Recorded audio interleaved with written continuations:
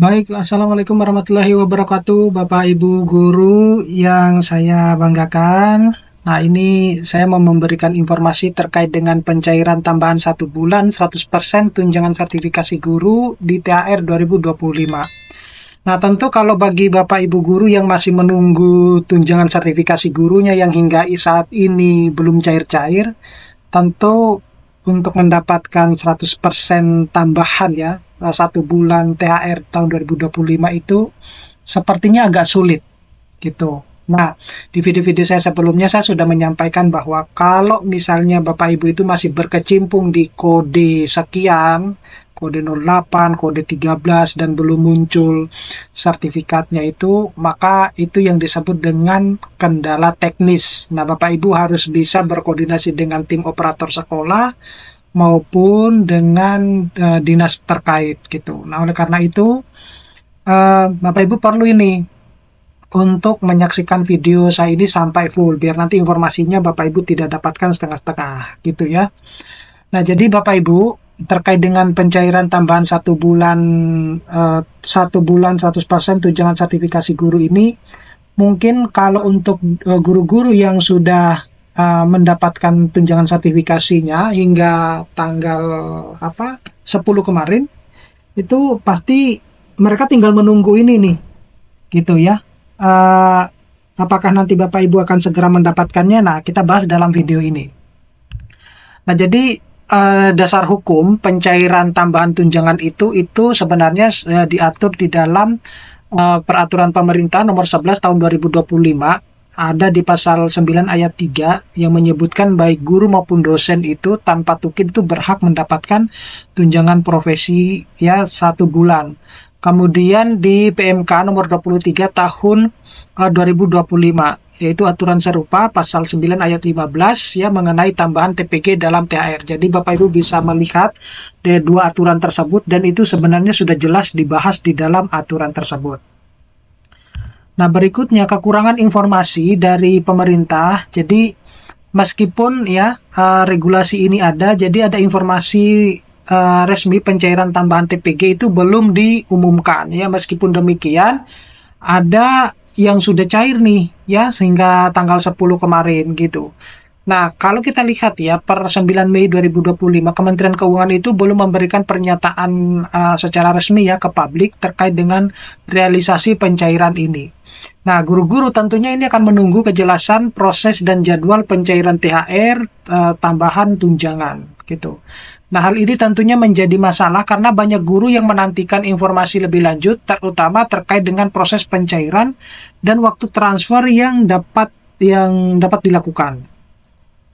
Nah, berikutnya itu adalah proses pencairan tambahan tunjangan. Nah, uh, tambahan TPG dalam THR itu tidak langsung ditransfer dari pusat ke guru Bapak Ibu ya, tetapi pencairan ini dilakukan oleh pemerintah daerah dengan anggaran dari APBN gitu. Nah, pencairan ini bergantung pada kebijakan dari ketersediaan anggaran di daerah tersebut. Jadi kalau daerah tersebut memiliki anggaran yang cukup memadai ya tentu pencairannya akan tepat waktu. Tetapi kalau daerah-daerah yang anggaran daerahnya tidak begitu memadai ya resikonya adalah molor. Begitu saja sih. Jadi ini berbeda ya dengan tunjangan profesi guru yang cairnya per triwulan tapi langsung dari pusat gitu Bapak Ibu ya. Nah, berikutnya itu adalah pencairan di tahun 2024 dan harapan di tahun 2025. Nah, kalau kita lihat di tahun 2024 itu mayoritas pencairan tambahan TPG itu terjadi pada bulan Desember, Bapak Ibu ya. Meskipun ada beberapa daerah yang melakukan pencairan pada bulan Juni ya. Dari data yang ada, pencairan di tahun 2024 sebagian besar itu dilakukan pada akhir tahun. Nah, kemudian pada tahun 2025, meskipun belum ada informasi yang baru dikeluarkan oleh pemerintah, tetapi sepertinya itu pencairan tambahan TPG itu akan mengikuti pola yang sama di tahun 2024. Yaitu dilakukan oleh pemerintah daerah dengan anggaran yang berasal dari pusat APBN ya, tetapi melalui rekening daerah. Itu yang Bapak Ibu harus pahami. Nah, harapannya ya mungkin saja ya ada yang cair di bulan Juni ya, gitu ya. Kalau misalnya kita mengikuti kedua aturan ini ya. mana ini, yang PP nomor 11 tahun 2025 dan PMK nomor 23 tahun 2025. Di situ bahkan sudah disebutkan apa pencairan-pencairannya gitu ya. Nah, selanjutnya itu adalah anggaran dan sumber dana ya. Nah, pemerintah itu mengalokasikan kurang lebih 4,76 triliun dari APBN untuk TPG yang akan disalurkan kepada guru-guru di seluruh daerah. Nah, dana ini itu disalurkan melalui dana alokasi umum yang diterima oleh pemerintah daerah. Nah, meskipun daerah yang mencairkan dana ini, sumber anggaran tetap berasal dari pusat, Bapak Ibu. Nah, hal ini itu menunjukkan bahwa pemerintah pusat itu tetap bertanggung jawab untuk memastikan dana tersebut itu tersedia, sementara pemerintah daerah akan menyalurkan secara langsung, gitu. Nah, berikutnya itu siapa sebenarnya yang berhak ya menerima tunjangan tambahan ini. Jadi kalau kita melihat kedua kebijakan yang ada, kedua aturan yang ada, maka baik guru maupun dosen yang tanpa tunjangan kinerja itu berhak menerima tambahan TPG 1 bulan. Nah, informasi resmi pencairan dari Kementerian Keuangan itu belum sebenarnya dirilis ya, meskipun sudah banyak informasi yang keluar gitu. Kondisi ini menimbulkan ketidakpastian proses dan waktu pencairan tambahan tunjangan. Nah, kemudian siapa yang berhak ya? Kalau yang berhak tentu guru PNS dengan gaji pokok dari APBN, terutama yang tidak menerima tunjangan ke kinerja, kemudian penerima tunjangan profesi itu sudah memiliki sertifikasi profesi sesuai dengan ketentuan pemerintah.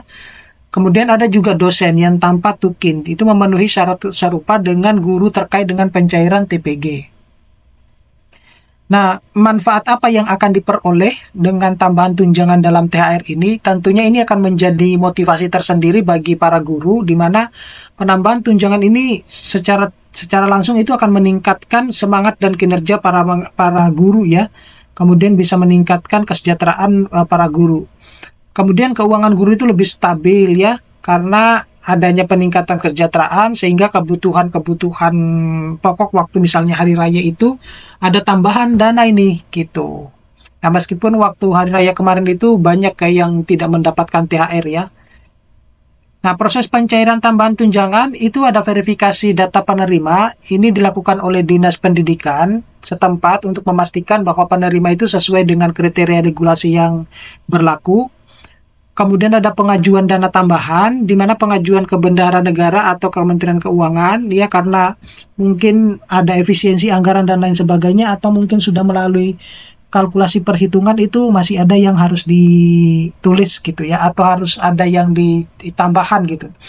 Kemudian ada pencairan pembayaran, jadi ada transfer dana ditambahkan ke THR guru dan dosen. Nah, tantangan dan solusi pelaksanaannya itu tentu ini yang memakan waktu ya, yaitu verifikasi data yang kompleks ya, mulai dari sistem database terintegrasi antar lembaga sama koordinasi antar lembaga. Ini solusinya ya, komunikasi rutin dan teknologi informasi yang terpadu kalau mau lebih cepat. Nah, efek positif dari regulasi yang ada, yang pertama itu tentu meningkatkan kesejahteraan. Ya, setidaknya ya bisa memberikan tambahan dana lah di momen-momen penting ya. Apalagi banyak kalau saya lihat di komentarnya para guru itu, ada yang harus bayar uang sekolah anaknya, bayar cicilan, dan lain sebagainya, dan kebutuhan lainnya gitu. Kemudian yang kedua itu memperkuat profesionalisme ya, mendorong guru terus tingkatkan kompetensi dan sertifikasi ya. Jadi jangan guru sudah suruh ngajar, tetapi hak-hak mereka belum terpenuhi gitu. Kemudian mendukung pendidikan berkualitas. Nah, guru itu akan lebih fokus karena kebutuhan finansialnya sudah akan terpenuhi. Berbeda kalau misalnya guru-guru yang kebutuhan finansialnya tidak terpenuhi, mereka harus nyambi ya, mencari pekerjaan yang lain sebagai tugas pokoknya dia sebagai seorang guru gitu. Nah, kesimpulan dan langkah selanjutnya itu adalah kita harus memahami regulasi dengan baik, tentu sosialisasi secara luas kepada para guru terkait dengan pihak terkait, kemudian kita mengoptimalkan verifikasi dan koordinasi, jadi kita perlu memperkuat sistem data dan komunikasi antar lembaga, Sama kita memastikan pencairan tepat waktu ya, agar manfaat tunjangan ini lebih maksimal dan dirasakan oleh semua guru. Oke, mudah-mudahan ini bisa bermanfaat buat teman-teman guru. Tetap semangat, nanti kita akan ketemu pada video-video berikutnya. Saya Iri, Assalamualaikum warahmatullahi wabarakatuh.